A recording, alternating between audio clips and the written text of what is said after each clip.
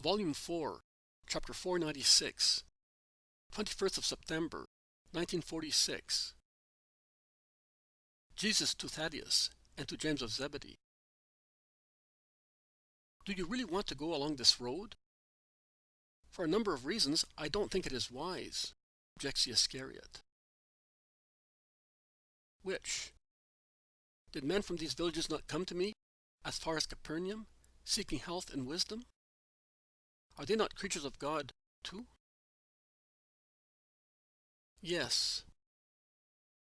But it is not wise for you to go too close to Machaerus. It is an inauspicious place for Herod's enemies. Machaerus is far away, and I have no time to go so far. I would like to go to Petra and beyond. But I shall be able to go half that distance, perhaps less. In any case, let us go. Joseph advised you to remain on guarded roads. This is the road that takes one beyond the Jordan and is strictly watched over by the Romans. I am not cowardly, Judas, or imprudent. I would not trust it. I would not go away from Jerusalem. Leave the Master alone. He is the Master, and we are his disciples. When have you heard of a disciple giving advice to his master? Says James of Zebedee. When? It is not years ago that your brother told the master not to go to Achor, and he listened to him. Let him listen to me now. You are jealous and overbearing. If my brother spoke and was listened to, it means that what he said was right and was to be heeded. It was enough to look at John that day, to understand that it was justice to agree with him.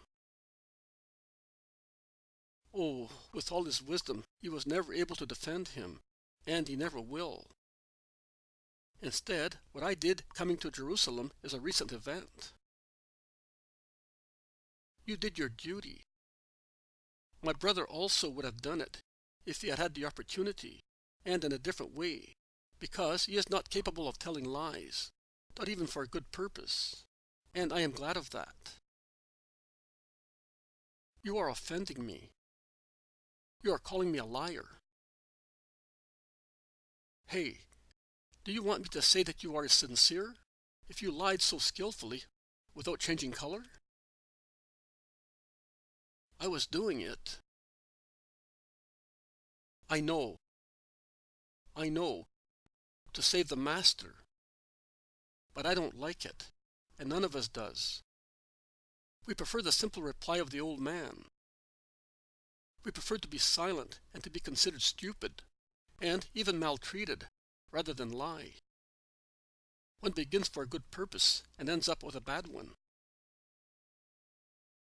When one is wicked, but I am not. When one is a fool, but I am not. That is enough.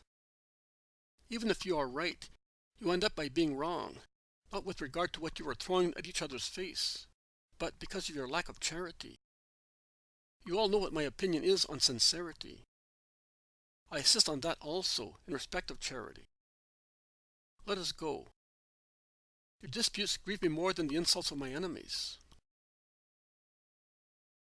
Jesus is obviously upset, and he begins to walk with a rapid step, all alone, along a road which, without being an archaeologist, one understands was built by the Romans. It runs southwards, almost straight as far as the eye can see, between two ranges of high mountains. A monotonous road, dark because of the woody slopes enclosing it and preventing one's eyes from roving over the horizon, but well kept. Now and again there is a Roman bridge across torrents or little rivers, which flows towards the Jordan or the Dead Sea. I am not sure which, because the mountains obstruct the view on the western side where the river and the sea must be. There are some caravans on the road, coming up perhaps from the Red Sea and going goodness knows where, with many camels, camel drivers and merchants of a race clearly different from the Jewish one. Jesus is always ahead, lonely. Behind, in two groups, the apostles are talking to one another in low voices. The Galileans are in front, the Judeans behind, with Andrew and John and the two disciples who have joined them. One group is trying to comfort James, who is dejected after the Master's reproach. The other is endeavoring to persuade Judas not to be always so obstinate and aggressive. And both groups agree in advising the two reproached apostles to go to the Master and make peace with him. Me? I will go at once. I know I am right. I know what my actions are. It was not I who insinuated evil. And I am going, says the Iscariot. He is bold, I would say, shameless. He quickens his step to catch up with Jesus. I wonder, once again, whether, in those days, he was already prepared to betray the Christ and was conspiring with his enemies. James, instead, who, after all, is less guilty, is so depressed for grieving the Master that he has not got the courage to approach him. He looks at his Master, who is now speaking to Judas. He looks at him, and his desire for his forgiving word is clearly visible on his face. But his very love, so sincere, firm, and deep, makes him feel that his misdeed is unpardonable. The two groups are now together, and also Simon Zealot. Andrew, Thomas, and James say, "Cheer up. I know him so well. He has already forgiven you," and with keen perspicacity, the elderly and wise Bartholomew, laying his hand on James's shoulders, says, "I am telling you, to avoid further storms, he impartially reproached both of you. But in his heart, he meant Judas only." "It is so, Bartholomew. My brother is warring himself, putting up with that man, whom he insists in wanting to reform, and he tires trying to make him appear as we are. He is the Master, and am I? But if I were him, oh, the men of Kerioth would not be with us," says Thaddeus, while his beautiful eyes, which recall those of Jesus, flash with anger. "Do you think so? Are you suspicious?" "Of what?" ask many. "Nothing. Nothing definite. But I don't like that man." "You never liked him, brother. An absurd repugnance that arose at your first meeting. You admitted it to me. It is against charity. You ought to overcome it, even if it were only to give joy to Jesus," says James of Alphaeus, calmly and persuasively. "You are right, but I am not able. Come, James, let us go to my brother together." And Judas of Alphaeus takes the arm of James of Zebedee resolutely and drags him away. Judas hears them coming, turns round, then says something to Jesus, who stops waiting for them. Judas looks at the mortified apostle with mischievous eyes. "Excuse me, move over a little. I must speak to my brother," says Thaddeus. The words are polite, but the tone is very cold. The Iscariot giggles. Then shrugging his shoulders, he retraces his steps, joining the others. "Jesus, we are sinners," says Judas Thaddeus. "I am a sinner, not you," whispers James with lowered head. "We are sinners, James, because I thought of what you did. I approved it. I have it in my heart. So I am a sinner as well, because my judgment against Judas comes from my heart and contaminates my charity. Jesus, are you not saying anything to your disciples who acknowledge their sins? What shall I say to you that you do not already know? Will you change your attitude towards your companion because of my words?" No, not more than he changes, because of the words you speak to him. His cousin replies with sincerity, for himself and for the others. Never mind, Judas. Never mind. I made the mistake. I am involved, and I have to look after myself, not after the others. Master, don't be annoyed with me. James, I would like one thing from you, from all of you. I am so grieved, because of the many incomprehensions I meet, because of so much stubborn resistance. You are aware of it. For every place that gives me joy, there are 3 that refuse me, and they drive me away like an evildoer.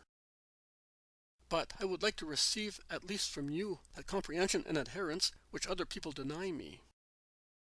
That the world should not love me, that I should feel suffocated by all this hatred, this aversion, enmity, suspicion around me, by all kinds of base actions, by selfishness, by everything that only my infinite love for man makes me put up with, is painful. But I endure it with patience. I have come to suffer that from those who hate salvation. But you, no, I cannot stand that. That you are not able to love one another and thus understand me. That you do not adhere to my spirit, striving to do what I do.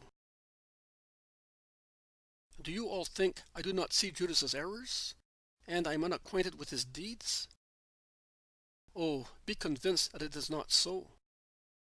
If I had wanted beings that were perfect in their spirits, I would have got angels to become incarnate, and I would have surrounded myself with them. I could have done that. Would it really have been a good thing? No. On my side, it would have been selfishness and contempt. I would have avoided the grief caused by your imperfections, and I would have despised man created by my Father, and so much loved by him as to send me to save them. And on man's side, it would have been detrimental to his future. When my mission is completed, and I ascend once again to heaven with my angels, what and who would actually be left to continue my mission? Which men would have been able to try to do what I say, if only a God and angels had set the example for a new life guided by the Spirit? It was necessary for me to take a human body, to persuade man that if he wishes so, he can be chaste and holy in every way. And it was also necessary for me to take man, as they are, whose spirits replied to my spirit, without taking into account whether they were rich or poor, learned or ignorant, citizens or countrymen. It was necessary for me to take them as I found them, and for my will and theirs to transform them slowly into masters of other man. Man can believe man, the man he sees. But it is difficult for man, who has fallen so low, to believe in God, whom he does not see. Sinai was still blazing with fire, and idolatry had already begun at the foot of the mountain. Moses was not yet dead, and they were already committing sins against the law, although they could not look at his face. But when you are transformed into masters, and you are like an example, a witness, like yeast among man, they will no longer be able to say, "They are gods who have descended among man, and we cannot imitate them." They will have to say, "They are men like us." They have the same instincts, incentives and reactions as we have, and yet they are able to resist their incentives and instincts, and their reactions are completely different from our brutal ones. And they will be convinced that man can be divinized, if he only wishes to follow the ways of God. Look at the Gentiles and idolaters. Are they made any better by all their Olympus and all their gods?